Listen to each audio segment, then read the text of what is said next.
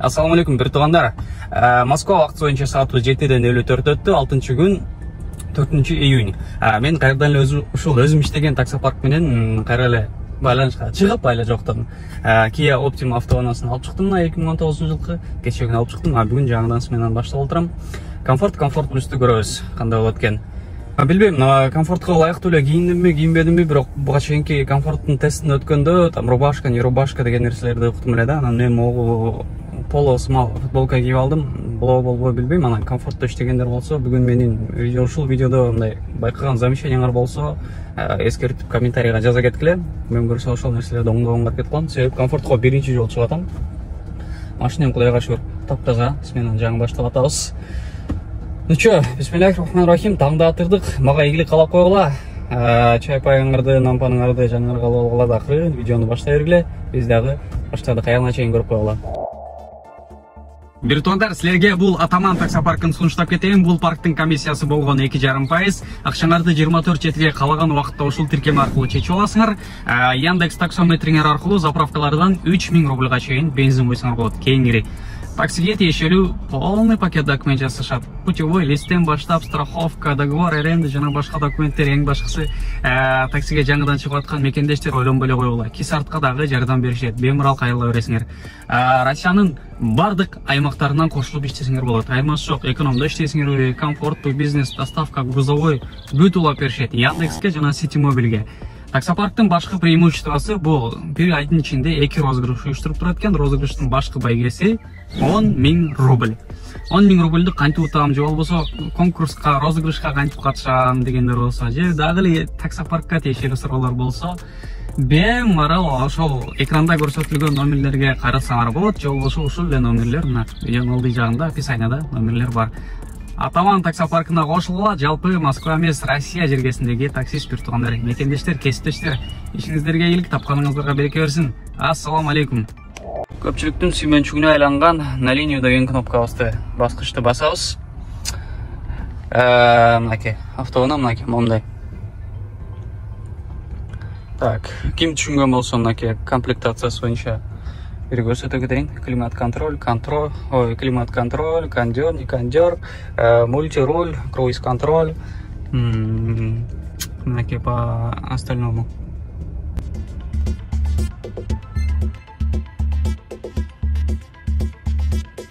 Ой-ой-ой, 1 минута подача, долгая поездка дейт го, коттеджный поселок. Не, биринчи заказ, бисмиллахиррахманиррахим, алдык буюрса мынакей. Алдында эле окшойт. Кеттик. Биринчи заказ бүттү, туугандар, могу Мэдисон парк деп коет экен, коттеджный поселок. Элиткалар жашаган жакшы квартал экен. Өздөрүнүн жолдору да болсо мындай брусчатка менен. Кызык, заказ 1225 рубль болду. Көрүнүп атабы, көрүнбөй атабы? Аке. Ушундай туугандар, карагылачы кандай кооз жер. Пассажир түшкөндөн кийин карасам, подлокотник ылдый болуп турат. Демек, подлокотник түшүп туруш керек экенин түшүндүм. Комфортто.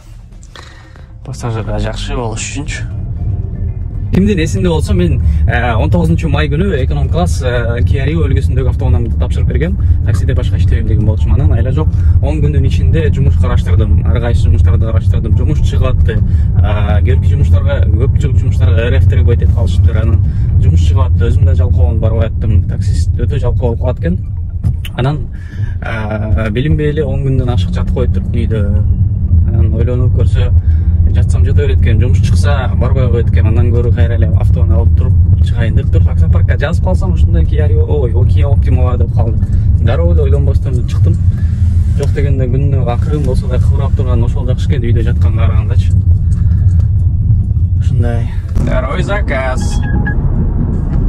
Бул заказды дагы алдык буюрса. Жөнөйлөм.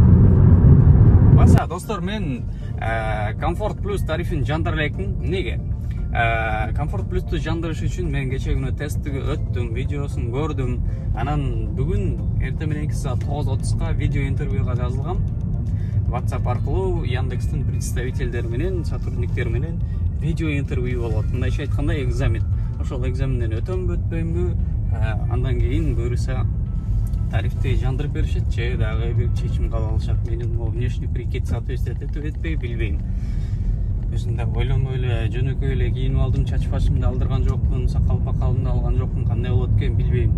Ошону дагы буюрса чалдырып берүүгө аракет кылам. Ушундай ийгилик кабап койгула. Экинчи заказга келип калдым буюрса. Жогоруда айткандай эле мурунку эле иштешкен таксопарктан алдым. Бул Kia Optima 2019 жылкы, мындай простойрок комплектация. 2500 рубльдан төлөйм суткасына. Сменанын суткасына ооба. Ошондой туугандар. Неге балким бул кымбат, балким бул арзан, көбүрөклөрүң эргеч. Мен таксопаркыма машина алам, кел мен машина берем деген туугандар. Башка таксопарктар мен негативный комментариym үчүн машина бербей атам. 10 күн ичинде да канча таксопаркада кайрылып көрдүм, эч ким машина берген жок. Частниктер болсо чыккан жок. Жөн эле комментарийга жазгандар болуп атты. Мен машина берем сага деп. Но эч кандай байланыш номерлерди калтырсам жооп беришпейт, жок. Эле жок. Муну эле бир жума эксперимент катары алып көрөбүз эми. Заказга келдик. Буга чейин такси жөнүндө тартылган соңку видеоролигимде менин уровеним серебровойдон болчу, бирок балл 8010дон ашкан болчу, анан золотого өтмөкмүн. Ну, июнь айында балдарым аннулироваться этип, бирок уровень золото болгон экен. Ошон үчүн экинчи точка пункт Адан пункт Бга чейин экинчи точка көрүнөт. Азыр жырга баштап атам. Пункт Б көрүнөт, каяка барам, канча километр, канча саат, канча убакыт дегендейчи. Сонун эмеда функцияда ошолчу. Азыр 3-чү заказга келип калмой, 4-чү болуш керек эле, адашпасам. Ну, 3 мүнөттүк кыска заказдарды берип кое берет экен, окпой кала. 131 рубль канча болчу. Азыр муну карап турган айтам канча заказ келди. Пока заказдын ортосунда силерге могу Kia Optima'ны көрсөтө кетейин, мынакей. Kia Optima мондай көрүнүшү мондай. Бир круг берип коеюн, силерге. Көрө, правда, летний кичине мындай лысый болуп баратыптыр. Право. Переправасы. Ичи кенен экен, чын айтайын. Мен мону правда артка максималдуу түрдө жылдырбасам да, кичине жылдыган, но бул жерде нормальный орун бар да. Жанакы заказым 3-чү заказ болчу экен. 4-чү заказды кабылдаганда эле дароо эле чалып туруп, азбука вкусга кирип ушундай алкогольный спиртный напитоктарды ала келиңер, мен сизге карта акча жөнөтөм деди эле. Давай дедим, карта акча жөнөттү. Бул напитоктарын алдым, мынакей. Ликер, водка, не водка, анан чыгып туруп эле бисмиллахир-рахманир-рахим деп от алдырып жөнөйүн десем, от албайт автоунам. Неге билбейм. Аккумулятор боюнча проблемасы бар го. Кече күндө бир ушундай дүнүгө тийгенде, мынакей приборный панель да жанбайт, эч нерсе жок. Жана приборный панель жанып аткан. Жанып туруп анан деп машинт аткан да. Азыр приборный панель да жанбайт, эч нерсе жанбайт. Outlet Village деп коет экен, Новая Ригада, өзүңөр билесиңер, бир кымбат мындай бизнес-центр ушундай нерсе бар да. От албайт. Эми прикуривать этейин десең, турган жеримди карагыла мына. Турган жеримди карагыла.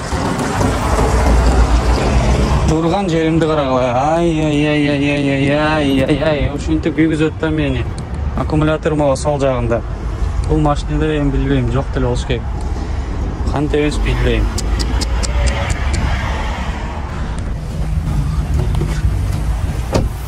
Короче, бир нерсе кылып нейтралкага койдук да, кичине артка түртүп чыгардык, мынакей. Бул брат келип калды. От алдырдык, бисмиллахир-рахманир-рахим. Үзөбүз эми буларды.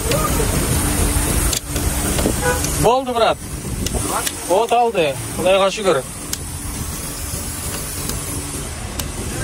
Бул браттын аккумуляторун ордуна кылабыз.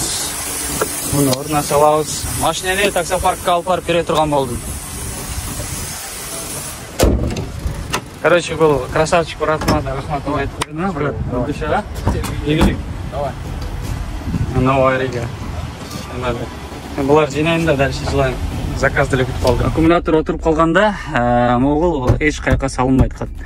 Парковкада туруп калат экен, анда эч чыкпайт. Ошол убакытта могул кнопкасын отвертка менен сууруп чыгарасыңар, андан кийин отвертканы глубоко саясыңар, түптүз сайып туруп, муну бастырып калаганыңарга жылдыра берет экен. Нейтралка коюп туруп, артка түртүп туруп, Анан машинаны алдыга алып келип, калаган удобный ситуацияда от алдырып кете берет экенсиңер дальше. Биз буюрса от алдырып алдык. Бул менин дайын заказды алып барып берейин. Булар деле чалып өлүп барат. Кече күнү таксопарктан жаңы алып чыгып туруп эле заправкага келип туруп 500 рубльга май коюп жылайын десем, өчүп калган. Ошол жерде деле ошондой бир характерин көрсөткөн. Ошол жерде деле жарым саат күткөм. Эч ким жардам бербей, акыры бир кыргыз бир тууган келди. Респект деген красавчик бир тууган келип таанып калып мени жардам берип, от алдырып анан жылып кеткен. Респект көрүп аткан болсоң, души сага бир жолу чоң рахмат, ишиңе ийгилик, тапканыма береке берсин. Ушундай туугандар бири-бириңерди жолдо көрүп калсаңар, убактыңар болсо токтоп эле жардам бергенден аянбагыла. Ушундай. Заказды берели, таксопарк менен сүйлөштүм, машинени уже таксопаркка алып барып тапшырып турган болдум. Бүгүнкү сменам дагы болбой калды, тилекке каршы. Ох, концерт болдум го. Мен негизи бир жумушум мындай бир постоянно бир оңой бүткөн эмес болчу да жумушумчу. Менин ушундай түйшүктөрүм. Билбейм, неге мындай болду. Келдик заказды берели. Неге менен ушундай нерселер болот? Билбейм, мынакей пакет колумда. Пассажирди келип алып жечип ала албайм. Анын акыркы жолу сүйлөшкөнүбүздө өзүңөр келе бересиңер, а мен телефонум өчүп калат деген болчу. Келип алгам азыр княжеский дворго. Байланыша албайм, диспетчер менен да байланышам, аны менен да эч ким менен байланыша албайм. Пакет колумда эмне кылышымды билбейм. Неге мен ушундай концерттер болуп турат түшүнбөйм. Машинемди өчүрбөйүн деп от алдырып койгон. Бул жерде турат алда мынакей. Өчүп калбасын деп. Бунун жанынан да жол кете албайм. Канча ресторан, беседка, кафеняларга кирип чыктым. Эч кандай арчам, пассажирге окшогон отурган адамдар жок. Бүт бардыгына сурап чыктым. Концертта, ходячий концерт болуп чыктым да менчи. Наконец-то, туугандар, наконец-то пассажир телефон жандырып связга чыкты. Улам эле кечирим сурайт. Мен жарым саат, 1 сааттан бери байланышка чыга албайм. Мынакей карап койгула, ишенбесеңерчи. Мынакей опоздание дейт, опоздание. 1 час и 6 минут дейт. Жанакы машинем өчүп калган, магазинге кирип чыккан, заказ принимать эткенден бери ушунча убакыт өтүп кетти. Бир заказ үчүн. Жанымда турган комфорттордон сурасам, билбейм, брат, мен эмне кылат элем бул акыбалда. Күтөт окшойм деп коюп турушат. Ай, туугандар, комфортту бир көрөйүн деп машина алып чыгып жумушты эми баштаса ушундай кылат да. Жакшы сонун жерде жайгашып алып отуруп алып эле заказ беришер эткенде. Карагыла, Лада Приора дейт бул жерде да. Скорее всего 224 дом мынакей. Келдим окшойт. Азыр байланышты чыгып айтайын. Таксопаркка чейин по делам жандырып койгон болчумун. Анан келе айтып заказдарды кылып келдим. Азыр баары биригип 6 заказ болду. 2141 рубль иштедим. Так вот, таксопарк менен эме болуп сүйлөшүп, эме чечимге келдик. Бүгүн эртең иштейм, понедельник күнү эртең менен машинени алып барам. Анан ошол жерден машинени ремонт кылабыз, диагностика кылабыз, калган майда чүйдө вопросторду сүйлөшөбүз. Так вот, ошондой бизди түшүнүп кой, ал 2 күн турса аренда кетет, анан мына пожалуйста болду. Анан мен өзүм дагы хорошо, ладно, бүгүн эртең иштеп коеюн дедим. Себеби могу видеону баштап алгам эртең менен, анан бүгүн кечке иштеп канча акча иштейм, эмне болот, чөп-чөм видеону да соңуна жеткиришим керек, ошол үчүн хорошо дедим. Понедельник алып барып уже же экономго өтөм, же болбосо ушул машинени ремонт кылып беришет, көрөбүз. Саат канча болду? Саат 12:25 болду Москва убакыты боюнча. Эми дальше ишти баштайлы, машинени эми буюрса өчүрбөйгөнгө аракет кылам. Тамак-самакта уже чисто по пути машинанын ичинде эле. Эртең мененки саат 9:30 Яндекстин представителдери менен видео интервью бар деп айттым жогоруда. Ошол видео интервью именно жанакы аккумуляторум отуруп калган убакытта, анан жүдөп пассажирга жана посылканы бере албай жүргөн убакытта болуп калып, алар деле улам эле чалып, "Вам удобно говорить, деп кечирим сурайм. Ошондой жүдөп аткан убакытта чалып атышты, анан ал деле болбой калып, "Мы вас так долго не можем ждать, перезапишитесь, как только освободитесь на завтра" деп коюп атпайбы. Бүгүнкү записьте болбой калды, комфорт плюс дагы жантай албай калдым. Эми эртең алам мен дагы видео интервью, запись, не запись, чача-мачаларын кылып. Азыр мынакей 7-чи заказ кабыл алдым.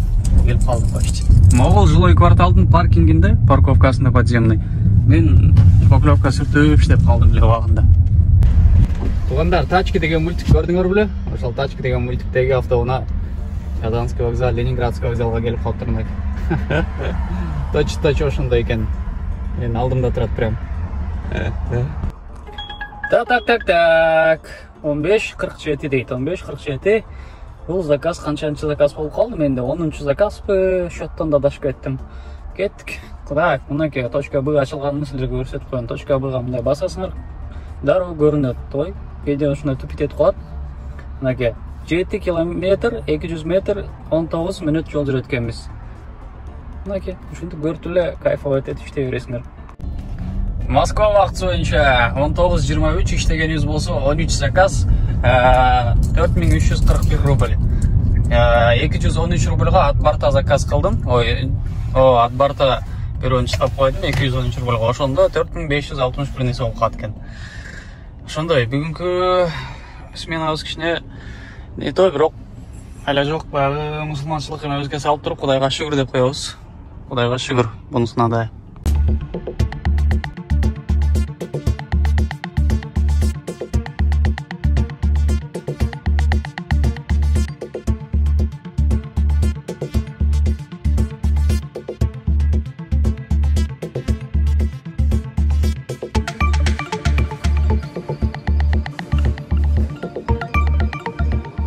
Негизи жумушту 8ден 41 өткөндө эле бүтүрдүм. Азыр эми Тайкемдин жумуштары менен жүрөбүз. Бир жака барып келиш керек дегенден Тайкемди күтүп калдым. Ары бери болуп, азыр Тайкем менен Бориске баратабыз. Так, короче, Тайкем менен болгон сапар түнкү саат 2:30 чейин болуп кетти. 2ден 10 өтүп кетти. Жумушту негизи саат буга чейин өткөндө 8ден 41 өткөндө бүтүргөм. Азыр эми эсептеп берем.